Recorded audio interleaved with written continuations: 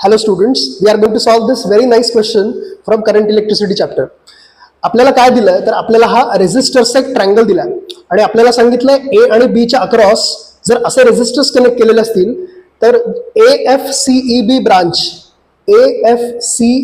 Branch च्या across current किती flow होतोय हे आपल्याला काढायचं आहे. आता हा प्रॉब्लेम दिसायला जरी अवघड दिसत असला तरी एकदम सोपा आहे. शॉर्टकट बघा काय. पॉइंट ए ला कनेक्टेड आहे एफ ला कनेक्टेड आहे सी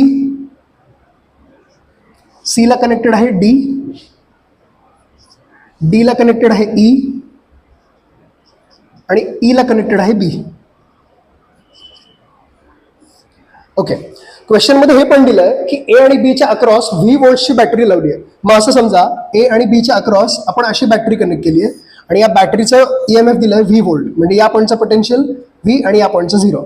त्यांनी आपल्याला विचारलंय AFCEB ब्रांच मध्ये करंट किती फ्लो होतं. आता चेक करा, एफ आणि सी च्या मध्ये एक रेझिस्टर आहे, सी आणि डी च्या मध्ये एक रेझिस्टर आहे, एफ आणि डी मध्ये एक रेझिस्टर आहे, सी आणि ई मध्ये एक रेझिस्टर आहे आणि डी आणि ई मध्ये पण एक रेझिस्टर आहे. बरं, हे सगळे रेझिस्टर्सच्या व्हॅल्यू मात्र आर दिल्यात. आता केअरफुली जर बघाल तर R upon R equal to R upon R हा बॅलन्स व्हीटस्टोन ब्रिज आहे. याचा अर्थ या मधल्या रेझिस्टर मधून कुठला करंट जाणारच नाहीये, म्हणजे हा रेझिस्टर सर्किटमध्ये नसला तरी सुद्धा त्याचा काही रोल नाहीये सर्किटमध्ये, त्यामुळे हा आपण डिस्कनेक्ट करू शकता.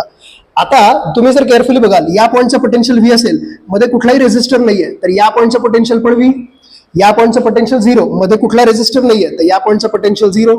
त्यांनी आपल्याला विचारलं काय तर AFCEB ब्रांच मध्ये किती करंट आहे. आता या ब्रांचसाठी जर तुम्ही ओहम्स लॉ लावला तर तुम्हाला मिळेल I equal to potential difference upon equivalent resistance.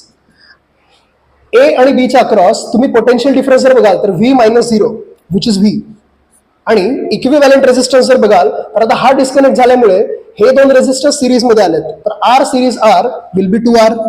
तर AFCEB ब्रांच मध्ये करंट जो फ्लो होतोय that is V upon 2R. So option D is the right answer. Thank you.